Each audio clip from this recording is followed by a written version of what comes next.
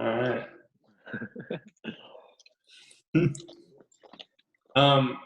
When we get started, Austin, are you going to keep it on this screen, or are you going to put it on the bigger? I'm wondering if we could do like gallery view. You know what the gallery view is? I don't know. When you show people? No, so I don't know if you can do it on like a phone. You can definitely do it on an iPad and like a computer. Then you can see like all the participants up to 25 on one screen. Right. So I might do that. Is it a little underwhelming when there aren't that many people? I don't. Do you think that could take away from the effect? I don't know. I'm not sure. What do you think? Should we just do a share screen? I'm thinking so. But I mean, I guess we do have 2 of you and 2 of me on here. Maybe I can ask Regina to join us and put on an alias. Like Ron Kangas. Oh, I love it. Ron. How do you change your name? Go to participants and then you can change the name.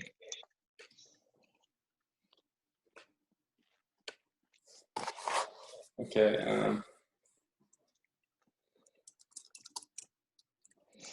There we go. All right, that's better. Central.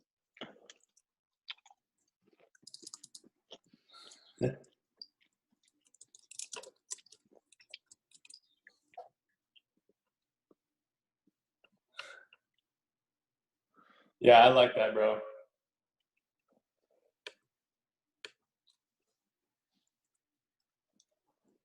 The problem is trying to figure it out.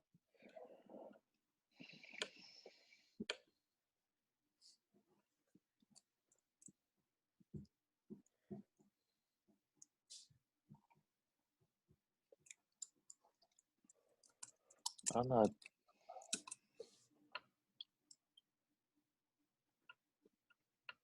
Anyways, I can't figure it out. What are you trying to do? There's one way to like kind of do a screen share of like wait, let me just do this. Of like partially the picture and then also the guests. So it's like side by side. Oh, I see. Let me see if I can do that with this real quick. I'm gonna stop my share. Okay. Share content.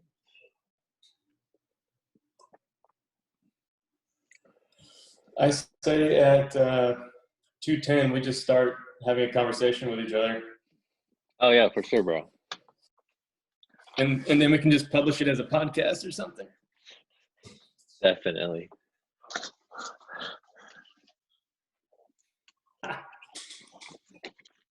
I'm excited, bro.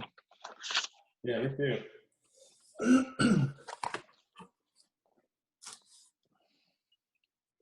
I've never done anything like this, and it would definitely help us for future podcasts.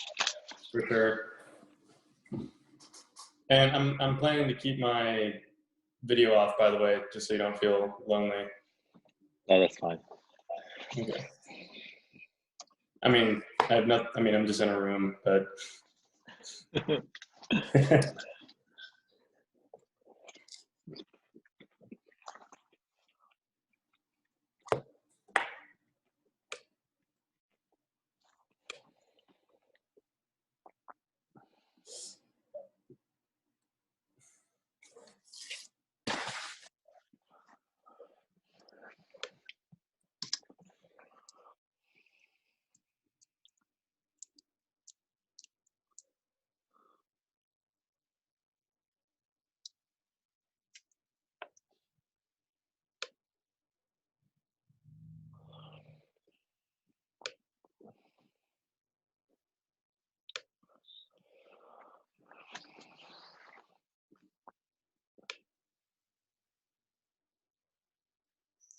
I've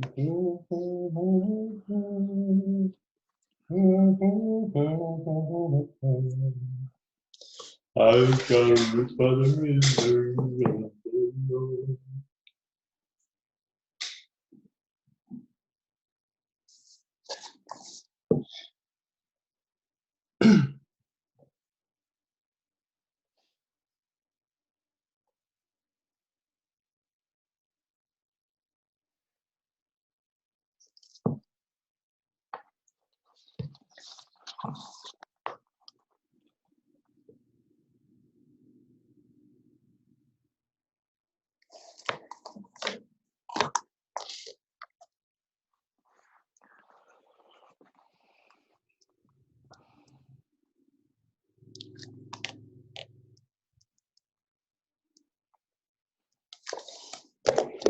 Oh Lord.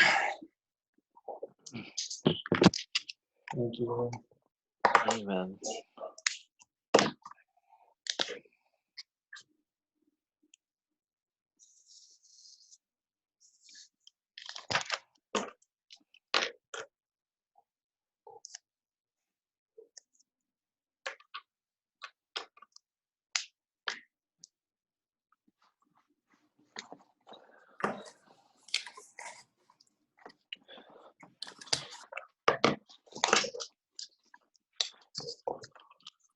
How long do we want to go for, Austin, of us just talking to each other? Like 30, 45. 45 definitely is max for me. Minutes? Or like, Yes. or 2:45? Oh, that works too. Yeah. Yeah, 2:45. Okay. Cool.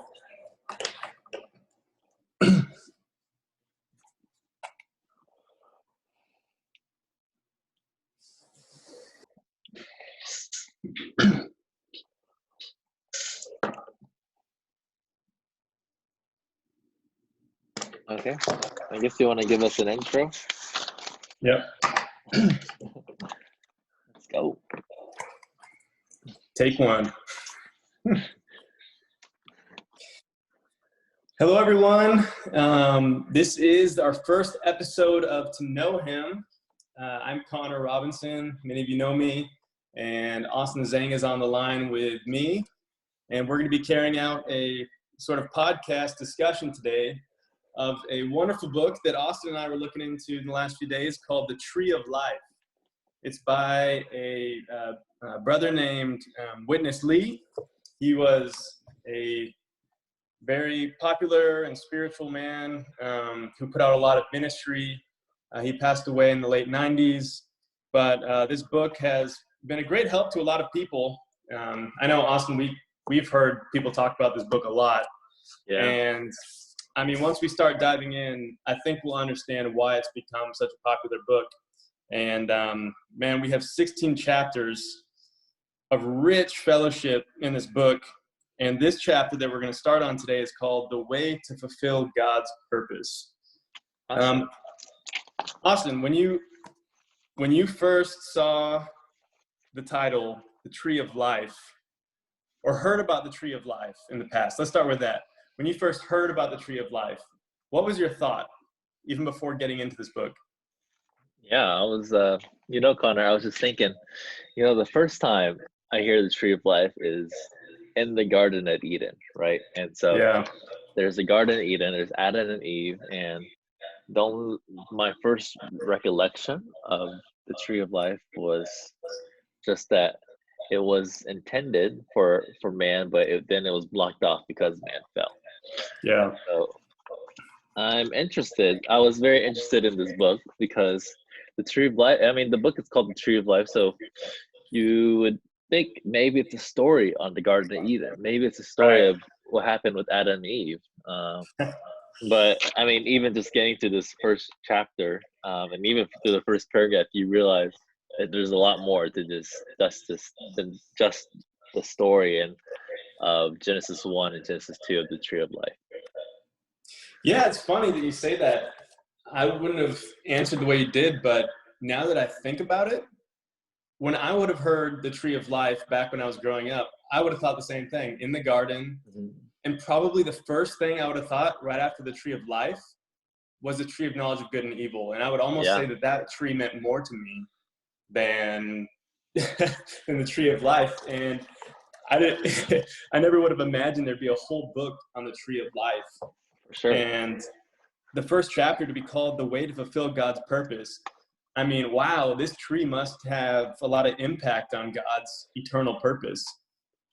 Yeah, for sure. I was thinking like the tree of life comes in Genesis 2, but then it quickly makes an exit in Genesis 3. And so there's not much that's said about the tree of life in the first 2 chapters or the first 3 chapters in the book of Genesis. But here we are with the author Witnessly prepared to give us 16 chapters.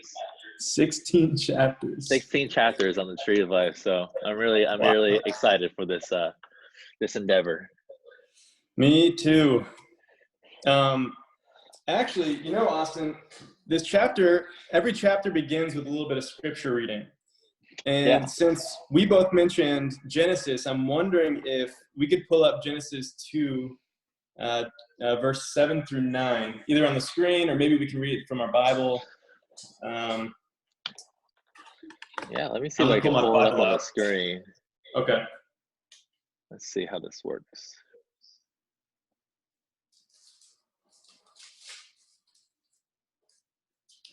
Oh wait, I can share my screen.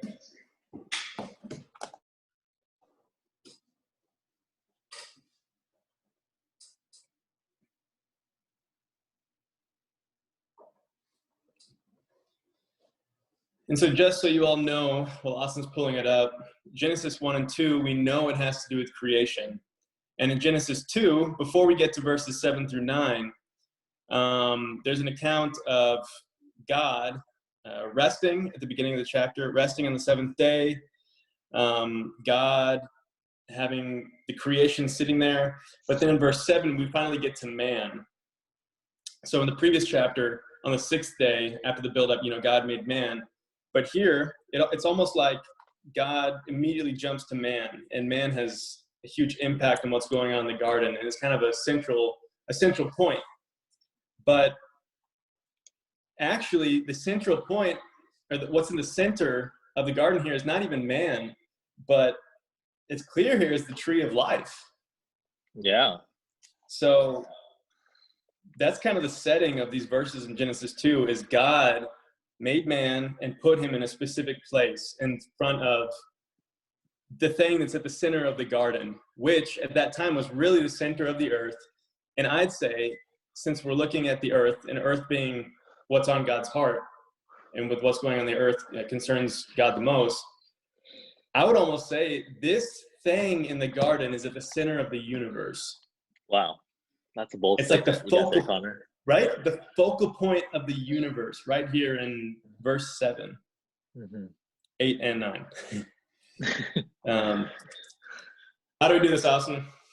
Well, maybe I can just read all 3 verses and we can start a discussion from there.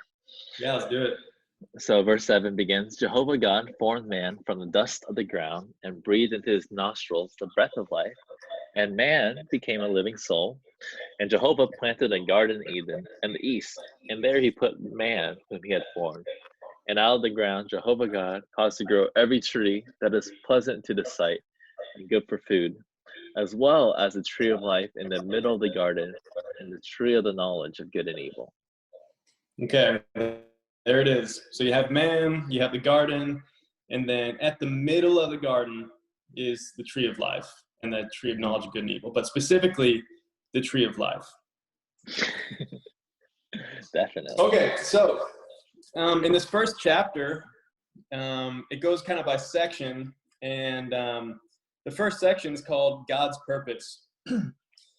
Now, when we talk about God's purpose, really, when you kind of dissect and dive into the Bible, wouldn't you agree, Austin, there are so many different lines of topics and ways you can view the Bible, the ways and angles you can come to God's purpose to understand what he's doing in the universe. But this chapter and this book is talking about the tree of life being one of the most foundational lines throughout the entire Bible. Wow. Yeah. That's a pretty incredible statement that you just made. And so yeah, kind of just to kind of what you're saying, like there's so many things the Bible talks about. You could look at it from a historical standpoint, even from an ethical standpoint, and you could try to look for different subjects in the Bible. There's so much different topics and scriptural things in the Bible. But here we want to focus. We want to focus and dive deep down to what is God's purpose, right? Zoom God's in. purpose isn't, yeah, exactly. Zoom in. And so, God's purpose isn't just all these different things, but God only has one purpose. And we can see, a big chunk or a major part, even you could say the centrality of his purpose found in this one tree, the tree of life, right? And so Right. I love how it begins. It says that it begins with the creation of man, right? And so that Right. when God created man, he had the intention that man would express him, would be his expression, and also to be his representative, to have his authority to deal with the enemy. And so we kind of see what is God's purpose. It's not to create an awesome earth, create the universe. Rather, it has everything to do with man, right? Man is the focus of God's purpose, and man is what God really wants. He wants an expression through man and wants a representation through man as well. Yeah. And if you go back to Genesis 1, I think a lot of us are familiar with verse 26, where God said, "Let us make man in our image according to our likeness, and let them have dominion over all these different things, including the things creeping on the earth." And this is before the fall of man. Like, this is before sin came into man. So God, he has his whole creation here, and at the pinnacle of his creation is man on the sixth day, here in verse 26. Mm-hmm. And the way he created man, it's amazing. He created man with his image and to have dominion. So even before things get messy in chapter 3, God has already identified his purpose for this man that he's created, which is that, one, he would have his image, which is also his expression. If I take a picture of you, Austin, if I take a picture of you, I have your image. Or if I look like you, some people say the expression like, "Oh, he's a spitting image of blah, blah, blah, blah, blah." Like if you have a twin or a sibling or something, spitting image. Well, that's because image has expression. So God, from this verse, he's identifying, wow, this man that I created, let him have my image, let him express me. And then, of course, God has an enemy in the universe, and because Satan rebelled even before this creation account right here, this man who is supposed to express God fell, and in a sense, it seems like God's purpose was completely altered or hindered or troubled. But that's where the second part comes in, and let him have dominion over the fish of the sea, over the birds of heaven, and over the cattle, and over all the earth, and over every creeping thing that creeps upon the earth.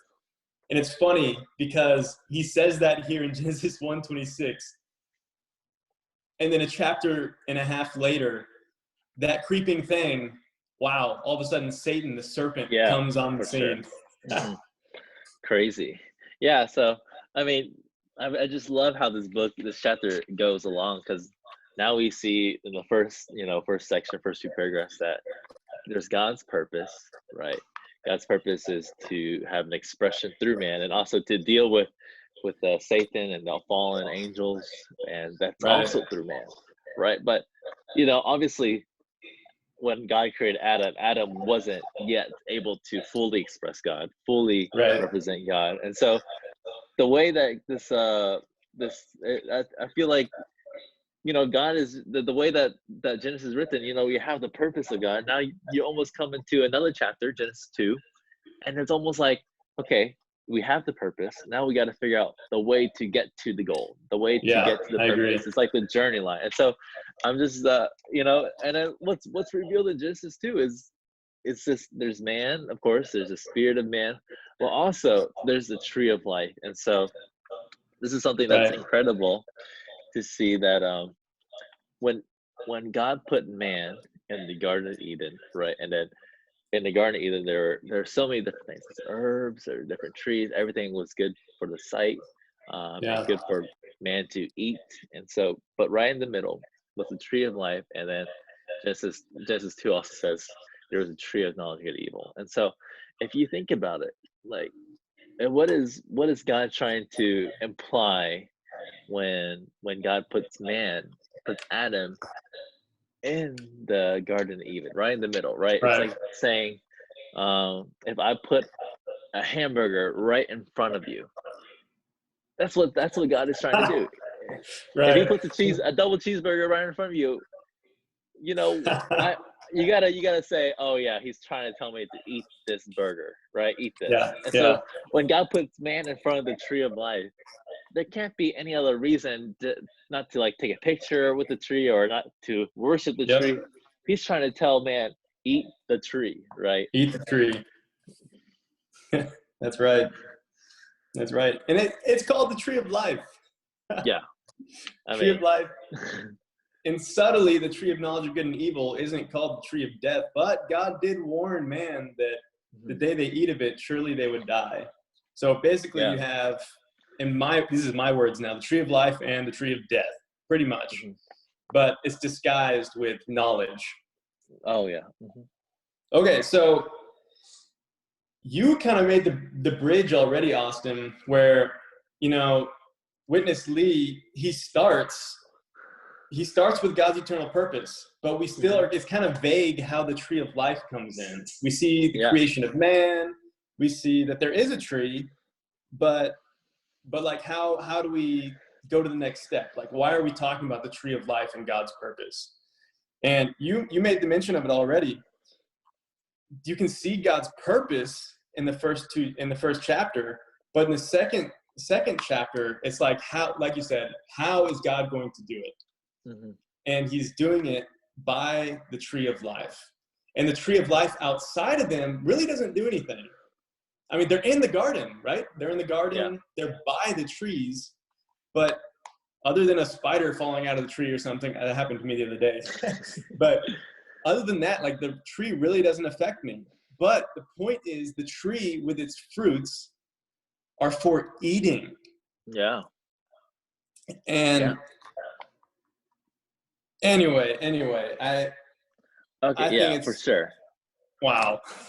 Yeah. I mean, this is like the critical point, the central point, which separates like Christianity from all the other religions, right? Yeah. So many religions tell you you got to do this, you got to take to that. I mean, Buddhism, there's the Eightfold Path, all these different do's and don'ts, right? Right. But with Christianity, with Jesus Christ, it just kind of separates. The Bible kind of separates itself from all the different sacred writings and showing us that first, it's not about doing, it's not about following all the different instructions that Right. laid in the book, but it's telling us, okay, there's something in front of us, there's a tree of life, and God wants us to eat of it. And so, I mean, consider doing and eating are two different things, right? Eating is so enjoyable, and then doing can be, but like for the most part, growing up, it's pretty hard to do chores, do all those errands, and so trying to keep a list of do's and don'ts is not as good as eating, For sure. And that's the thing. In Genesis 1 and 2, really, what does God ask them to do? Like, God's there, the creation's there, man's there, the trees, all the vegetation is there that's good for food is present, and they have the two trees in the middle of the garden. Okay, what does God say? Okay, any of these trees, eat. There's no command in the first two chapters except this implied command, eat. So from the beginning, we're in God's eternal purpose, but the only command is to eat. Wow. That's so true. I just, like you said, it's so easy, even in our upbringing and maybe Christianity, Christian concepts, all sorts of religions, so often it's what can I do? What can I do to be better? One step up might be what can I do to be better fit, or a better, what do you want to say, asset to society, to help others. And then one higher even would be, what can I do for God? Or what can I do to make God happy? Yeah, but for sure. If we're brought back to Genesis 1 and 2, it's almost like, yoo-hoo, like wake up. All I commanded from the beginning was eat the tree of life. Wow, that's so true. Yeah, I mean, I'm just thinking of this example someone shared with me maybe a few years ago. But I mean, think about it. Okay, so you're in college, you're a college student, and you're eating J2 food every day, all day, every day. And all of a sudden you're able to go home, and your mom's cooking you the best food. And just start thinking, bro. Just start thinking what's the best food? What makes you hunger? What makes you like water in that mouth, right? And so you come home, you see it, you see the whole table, bro. It's filled with your favorite food. For me it'd be like corn dogs, onion rings, mac and cheese. Gotta put some Asian food in there as well. And if my mom made all that stuff and I come home, I say, thank you, Mom. And I start bowing down to her, right? And worshiping her. And maybe maybe after I'm bowing down to her, I go to clean the dishes without ever touching the food. Ooh. I mean, think about it, bro. Like, sad mother. How would my mom feel? She'd be so sad. If she had prepared so much for me, what does she want me to do? What's the best way to please her, make her happy? It's to eat that food, right? And it's the same way, I think, with God. God prepared so much for us. He's prepared the tree of life in front of us. And if we're just there kneeling, bowing down, and then going off to wash the dishes, God ain't going to be happy. He's going to be a sad God. He wants us to eat that food, right? Right. And just for all those listening and to listen, we're talking kind of in a third person, like in a sense, like we're talking about an object, the tree of life.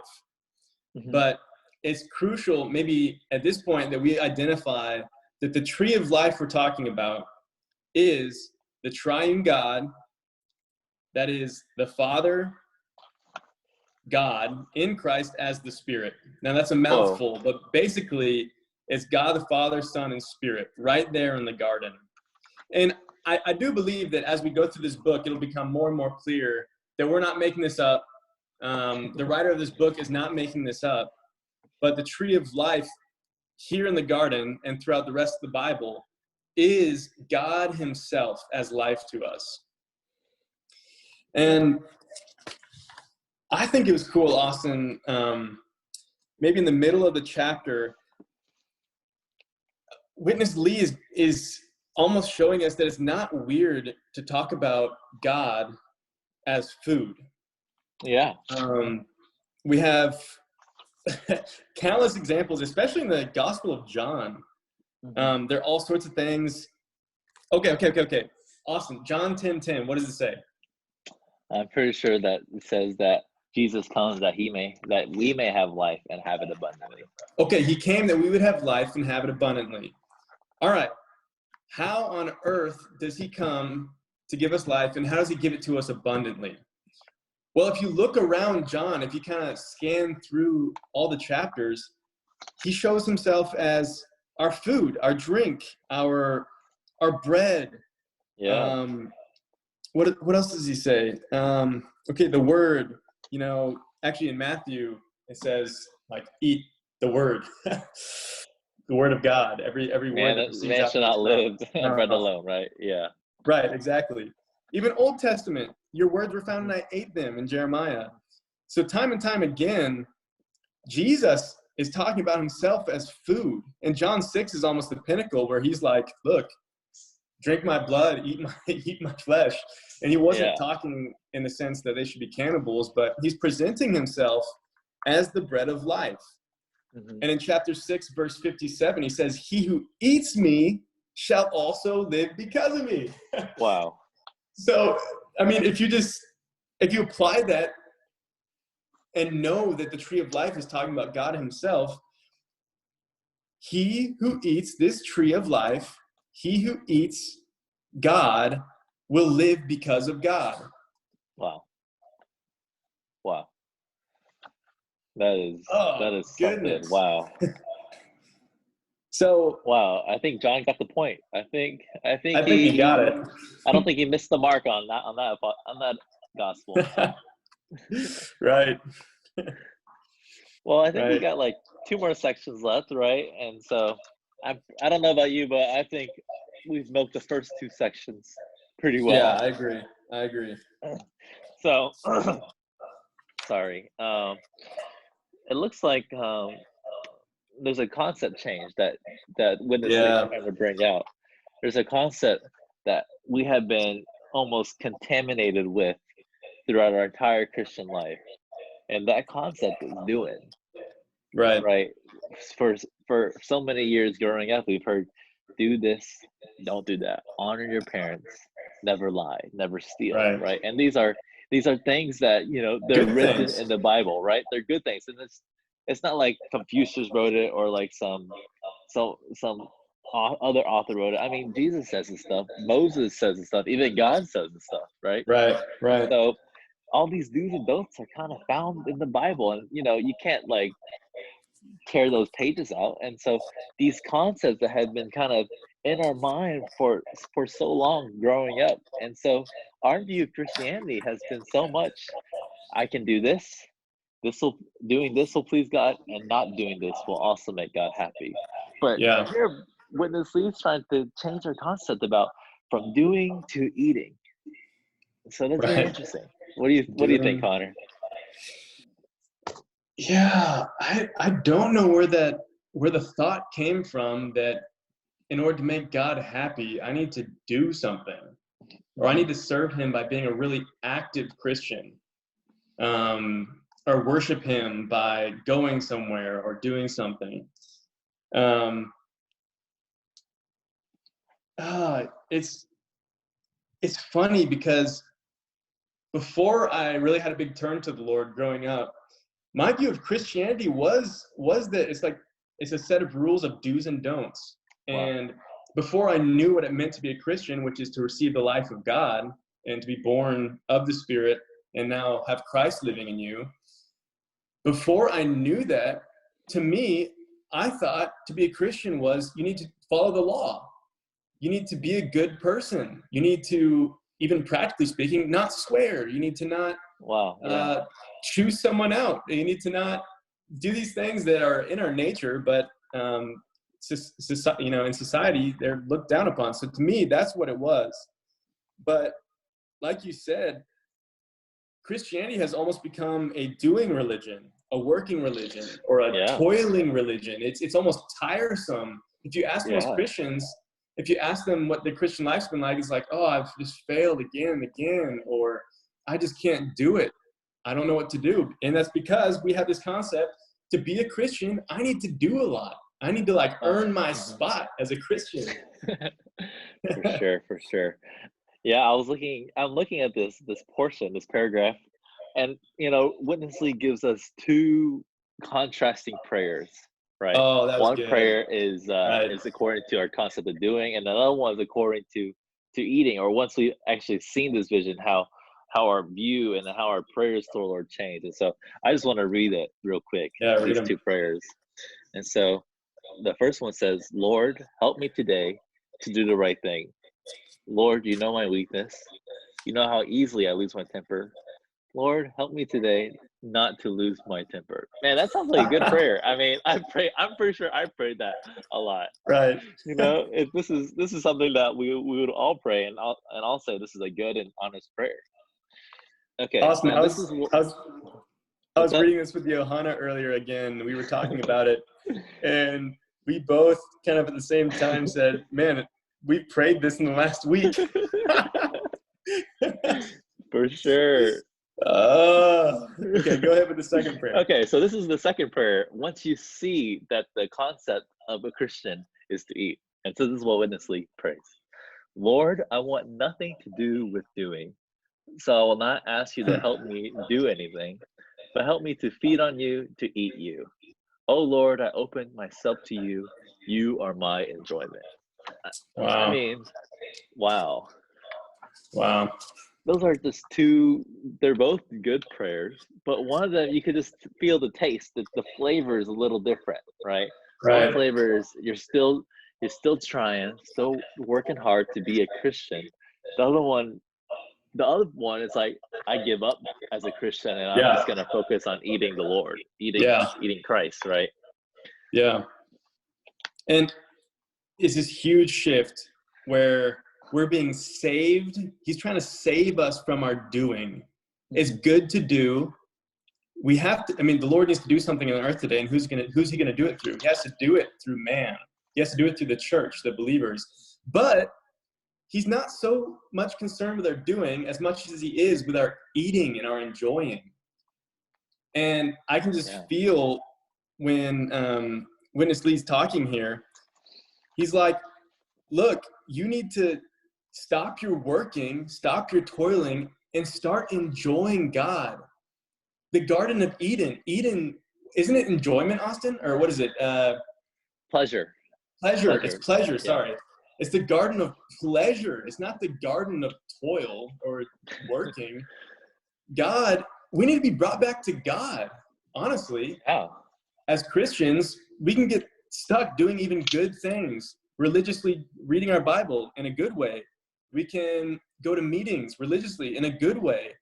But we need to come back to this thing called the tree of life. Wow. Where we're not doing, but like you said, Austin, it's so good. If there's a cheeseburger right there, I'm going to enjoy it. Forget about looking. Definitely. I'm digging my teeth into that sucker. For sure. I could definitely use a cheeseburger right now as well. Okay, Austin. Yeah. Right in between those two prayers, there's this one sentence, and I have goosebumps right now reading it. Okay, go for it. Okay. It says, if you would be willing to be delivered from this matter of doing, that would be a real miracle. Wow. A miracle. That shows how steeped we are as humans in our nature to do. Mm-hmm. So, wow. Lord, have mercy on us that we would be saved from this sentiment or this feeling of doing. And Lord, teach us, like I said in that prayer, Lord, help me. Where is it? Lord, help me to feed on you, to eat you. Wow. That's so good. Okay. Well, I got a question for you, and it's on the last section. I don't know. Are you done with this? Yeah, I think part? that's good for now.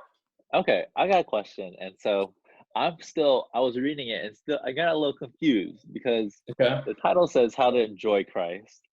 But then it talks about opening ourselves. Like how does I'm struggling to figure out how these relate and what does it actually mean to open up. I was wondering maybe you could help me because it says we have to open ourselves from the depths of our being, and then from that we learn how to enjoy him as like food, life, and water and such forth. Right. I was reading it too, and I found it interesting that he talked about the fountain of living water, this fountain springing up, and how there's almost like this flow. He's not talking about the tree necessarily at this point. He's talking about this fountain, this flow, and in order for this water to flow, it needs to be able to come out, or there needs to be an opening. Actually, it needs to have a way to come in to us from our spirit. So, I don't know, if you're holding, let's say I'm a little child, and let's just say God is my parent, and let's say God's my dad, and he's holding a spoonful of something. Austin, pick a dish. Pick something that you really feel right now, what you want. Spoon of peanut butter. Peanut butter. Okay, he's got a spoon of peanut butter. And honestly, I love peanut butter. So he has a spoon of peanut butter. He can hold it in front of my mouth all he wants. Unless I open my mouth to that spoon, there's no way for that peanut butter to get in my stomach. Not a chance. And when I was reading it, especially that first paragraph of this section of how to enjoy Christ, there's so many times where we get caught up with our environment, even with this pandemic we're experiencing with COVID-19. We're so caught up in maybe the media, or a lot of you out there are in school or working still in a new situation. The means of education and your profession have been altered. And so it's easy to get caught up in these practical day-to-day necessities of life. And that's all outside of us. But Austin, we're a mess. Like, wow. Yeah. Like, we're born sinners, even though we're born sinners, but then once we receive Christ, we're also children of God. But like Paul says, there's kind of this warring in our being to where we can choose to live by our flesh and live in sin, or to live by our spirit, which is life. And I just find that sometimes I'm not that open because of my environment, because of something in my soul. I'm just not that open to that flow or that tree that's in my spirit. I know it's there. It's a fact that it's there, but there's a hesitation and an unwillingness to open my mouth to that spoon of peanut butter. And wow. Austin, we've been talking this last week, and our environment, sometimes we're bored in many ways. In some ways, we're busier than before. On our phones a lot. I have to charge my phone like multiple times a day. But I don't know. I feel like the Lord has to sometimes put us in these situations where, like, we're broken. And I realize, Lord, I really need you. Of course, the best way is when we recognize I need the Lord. I'm hungry. Give me something to eat. But to me, at least, I'm often not that open. So the Lord has to put me through a COVID-19 to expose how much I depend on myself, how much I entertain myself, how much I supply myself and just coast by in life, or at least to some degree. And now I'm realizing, Lord, I desperately need you as my enjoyment, as my supply. All these other things are running out. I need to be open in order to enjoy the life within me. Wow, that's so true. Yeah, and I think you've helped me a lot in understanding this last section. It seems like, we've seen God's purpose. Man is to express and represent God. Now we've seen the way to fulfill God's purpose is to eat the tree of life. But there still underlies all of that another problem. The problem is not on God's side. He's so ready to feed us. He's so ready to give us food. Yeah. The problem is with us, right? For sure. The problem is that we're not ready. We're not always willing to open our mouth to eat that spoon of peanut butter. And so I was just thinking, like, you could be in a buffet, all you can eat, but if you never open your mouth, you never eat a single dish, you could die in a buffet of hunger. Oh my goodness.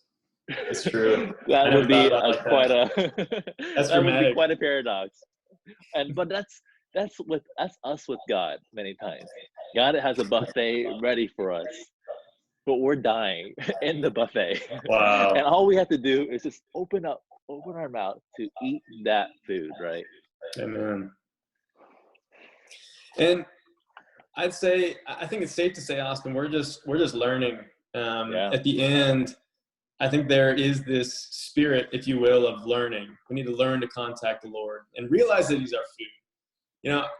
I wouldn't have the thought I wouldn't have the thought that I need the Lord that much, except all of a sudden the Bible has these examples of Him being our food, our drink, our air, our breath. And those are all things that we desperately need to survive as human beings physically. Yes. And then when you put like your spiritual lenses on and realize He's all those things, our food, our drink, our breath, our air, like, we need God. Mm-hmm. We need Him, but I need to learn, once I see who He is, I need to learn how to take Him in. Wow. And I'm hoping, I haven't read the whole book yet, so this is also my first time going through. I'm hoping it gives us some practical handles on how to learn how to eat, how to learn how to breathe, to drink, to walk in Him. And so I think, Austin, we're going to learn all sorts of new ways to eat him and enjoy him as a tree of life in the coming weeks. Yeah, for sure. I'm really excited for this book. It just seems like there's going to be so many new avenues and openings for us to learn how to eat him and know what really the tree of life is for, right? What the significance of it is. And Yeah. so, well, I guess that concludes chapter 1. I don't know if you got anything else. I see we got a latecomer with Josh Dexter, but Yup. All right, that's it. It's like, oh. I think that's it, Austin. I'm looking forward to getting into this again. I had a lot of joy in reading this book, and I think the Lord was really shining on me, my future, my current situation, just to see who he is as the tree of life and to come back to him, not so much to do so many things. Even Austin, we're serving full time. Our job is to enjoy the Lord and to bring the Lord to people, to pray for people, to bring others into the enjoyment of the Lord. So how much do we, even though we're like doing so much, we need to be reminded to come back and enjoy the Lord as the tree of life. Yeah. I just want to read this last few sentences of the chapter just to kind of wrap things up. Yeah. It says, we need to retire and resign from doing, from working, from toiling, from laboring. We have to be retired to him and resigned to him. Learn to go to him to spend some time. And it says at the end, learn to open yourself, then you will enjoy the Lord as a tree of life. And then you'll be nourished, watered, refreshed, and strengthened from within. Wow. May the Lord bring us into his attention, that is, into the enjoyment of himself as our life and life supply, that we may express him in his image and represent him with his authority on the earth. Wow. I think that's a good finisher, Austin. Yeah. Well, I guess tune into next week. For chapter 2. The times might change, but we're still delivering the same content, right? That's right. And Austin, this is all going to be posted on Together Plus YouTube channel, right? Yes, sir. So all our content is updated daily on the YouTube channel called Together Plus. Awesome. Solid. I love that. The idea of opening yourself up, that really just touched me. Yeah. I feel like we want the Lord to like do so much in our lives and like really be there, because he can. He's faithful to do it. He's powerful to do it. But like he will only do what you let him do in your life. He can only do as much as you give him. Only Right. Yeah, for sure. So you just gotta give it all to him. Like, wow, Nice. personal. Yeah. Love it. Anyway. Love it. Stay open, Josh. Hey. Bro, I'll try. We'll try. Lord willing. Amen. All right. Well, Josh, I'd encourage you to, if you have time, to go back and listen to the chapter or our summary of the chapter. Otherwise, we'll be tuning in next week. Hey, sounds good. That I'll definitely make sure to do that. Okay. Well, see ya. Enjoyed the 5 minutes. Thanks for joining. Yeah, see ya. All right. See you guys. Bye. Bye. Bye.